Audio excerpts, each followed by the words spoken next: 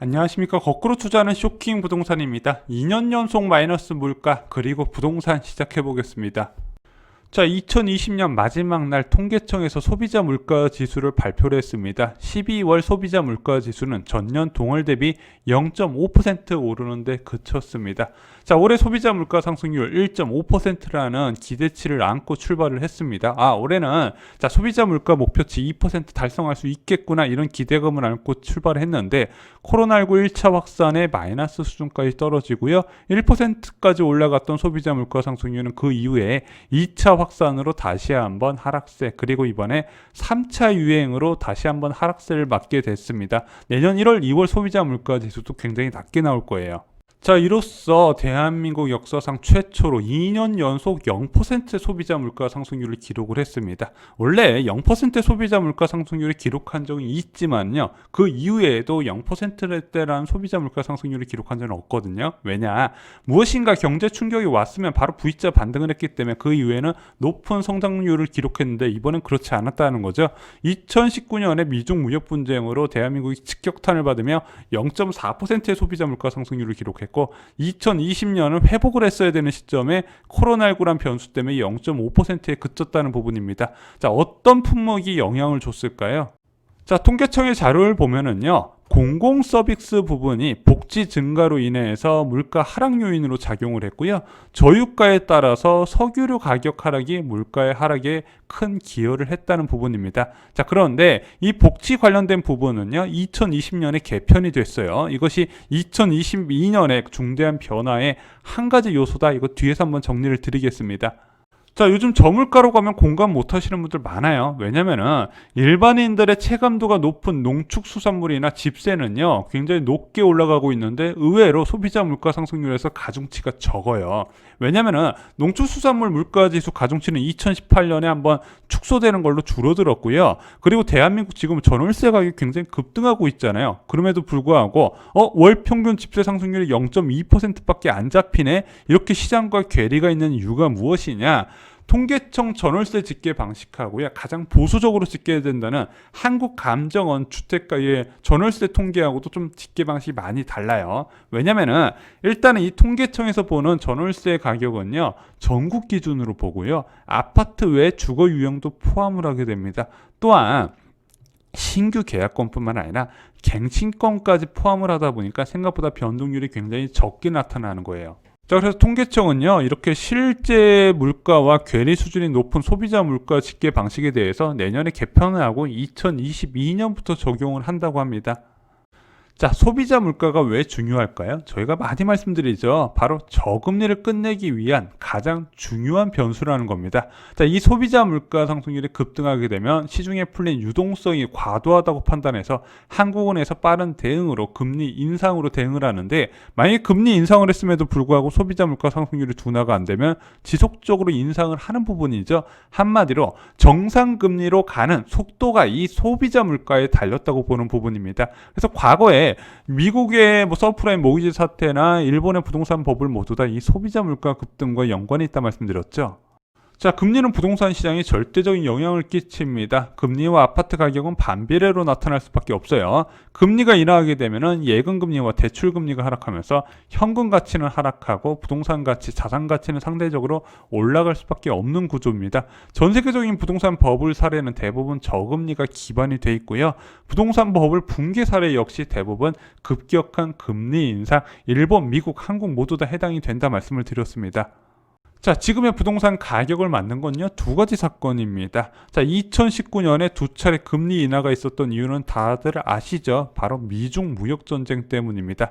긴축으로 올라가는 시점에서 트럼프 대통령이 갑자기 중국에 관세를 부과하면서 미중 무역 전쟁이 시작을 했는데, 이로써 경기 회복세를 주도하던 미국의 성장률이 꺾였고 대한민국 성장률도 크게 하락을 하고 소비자 물가가 마이너스까지 하락하게 됩니다. 자, 무역 전쟁이 만약에 없이 2019년이 그대로 예정대로 긴축으로 갔다면 부동산 시장은 지금과 절대적으로 달랐을 거예요. 원래 2019년은 한두 차례 금리 인상 전망이었는데 두 차례 인하로 바뀌게 됐죠. 그런데 이게 단순하게 기준금리를 두 차례 낮춘 게 문제가 아니라 많은 사람들이 저금리가 장기화될 거란 믿음을 굳게 갖게 한 사건이 바로 미중 무역전쟁입니다. 자, 두 번째 사건은 여러분들이 아시다시피 코로나19 상황이죠. 2020년 3월부터 현재까지 영향을 미치고 있고 내년에도 1, 2분기까지는 영향을 미칠 거로 예상하고 있는 부분이에요. 바로 저금리를 대응하면서 영원히 오지 않을 거라고 예상했던 0.5%의 기준금리가 왔습니다. 이것으로 부동산 가격이 폭등할 수밖에 없었다는 부분이죠. 예상치 못한 블랙스완 두 건이 금리 인하를 불렀고 부동산 폭등을 불렀다는 부분이죠. 물론 이 과정에서 한국은행이 너무 기계적으로 낮추지 않았냐는 비난이 많습니다. 자, 이주일 한국은행 총재처럼 비도기적인 성향을 가진 한국은행 총재가 제가 알기로는 한국은행 총재 역사상 그렇게 흔하지는 않았던 걸로 기억해요. 그 전에 있었던 김중숙 총재나 그 전 총재 모두 다 이제 금융 안정에 굉장히 포커스를 많이 맞추고 통화 정책을 사용을 했거든요. 그래서 친기업적인 성향을 가진 신문사들한테 굉장히 많은 비난을 받았어요. 그런데 이주일 한국은행 총재가 추세적으로 금리를 인하하는 건 저는 무조건 반대를 하지는 않는데 적어도 2019년 10월의 기준금리 인하와 2020년 5월의 기준금리 인하는 가계부채를 감안해서 어느 정도 자제를 해야 되지 않았나 이런 아쉬움이 있었다는 부분입니다. 자, 현재 중앙은행의 위기 대응 방식으로 본다면요.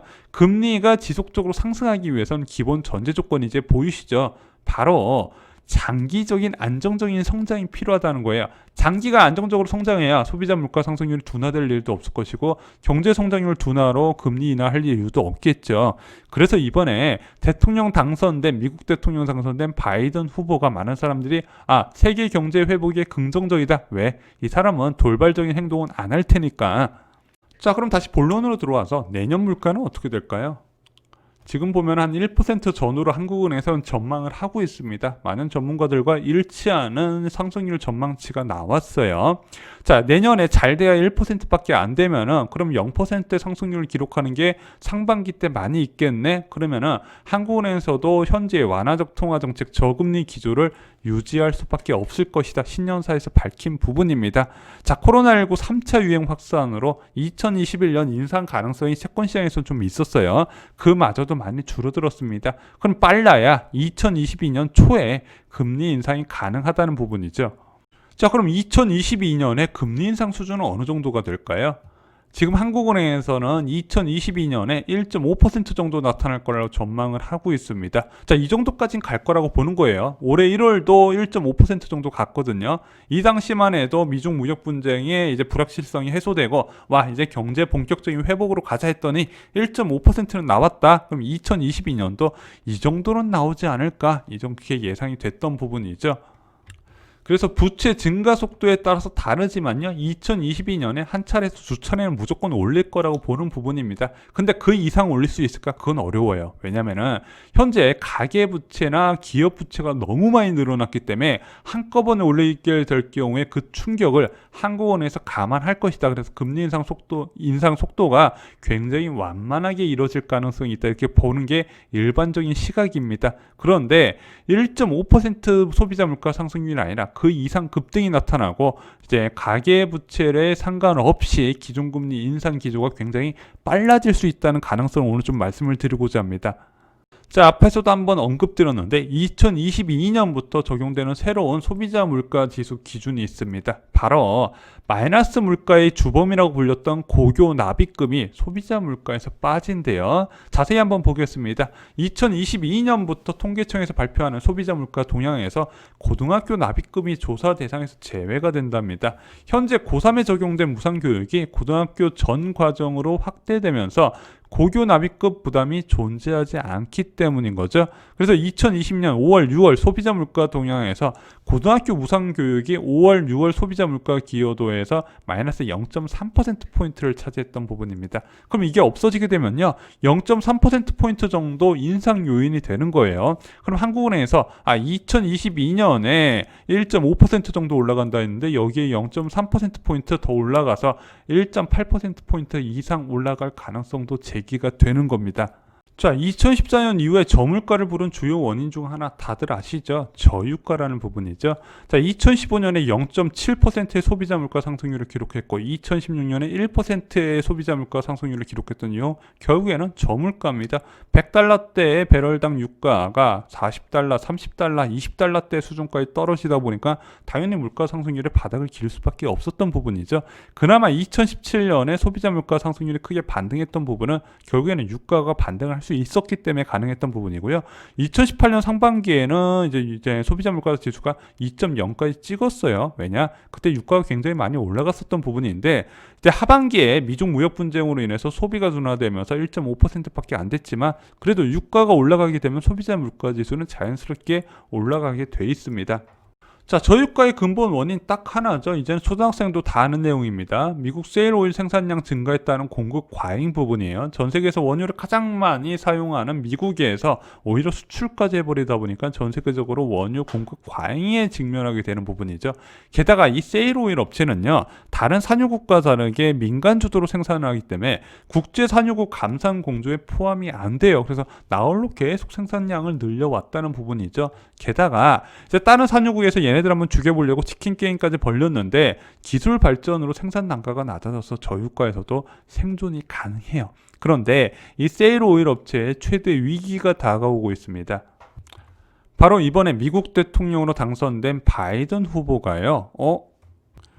석유 산업 규제를 강화하면서 세일 오일 업계의 본격적인 생산량 감축이 일어날 거란 이런 우려가 커지는 부분이죠. 그래서 올해 세일 오일 업체의 시추허가 건수가 급증을 한 거예요. 왜? 허가 안 내줄까 봐. 그래서 2022년 이후에 생산량 감소할 가능성이 나오는 부분이에요. 야, 올해 많이 시추허가 냈으니까 내년하고 내후년까지는 그래도 생산량이 늘어나지 않을까? 이게 일반적인 원유하고 좀 달라요. 아시죠? 그냥 바닥에 이렇게 있는 걸 퍼 올리는 게 아니라 여기만큼 있고 여기만큼 있는 거를 쭉 빨대를 꼽아가지고 옆으로 가면서 채취하는 방식이기 때문에 자, 시추허가 난 지역을 오랫동안 활용하기 어려운 부분이 있습니다.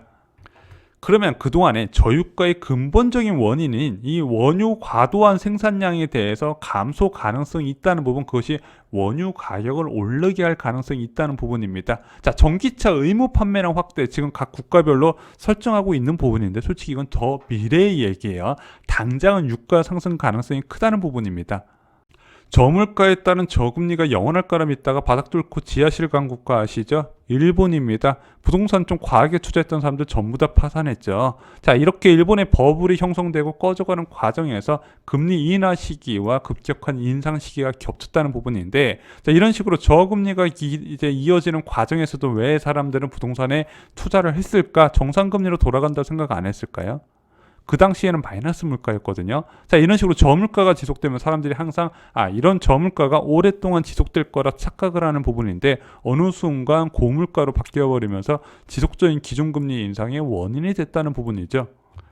그래서 여러분들은요, 지금 2년 동안 소비자 물가가 0%대를 기록했다는 걸 보시는 게 아니라 내년보다 내후년을 보시면서 전략을 세우셔야 된다는 부분입니다. 그래서 계속 물가에 주목을 하셔야 된다, 많이 말씀을 드렸던 부분이죠. 그리고 소비자 물가가 불안할 조짐이 있다, 부동산부터 처분하라고 제일 먼저 말씀을 드렸습니다. 이상으로 쇼킹 부동산 마칩니다. 좋아요, 구독, 공유 꼭 부탁드리고요. 여러분들 새해 복 많이 받으시기 바랍니다. 감사합니다.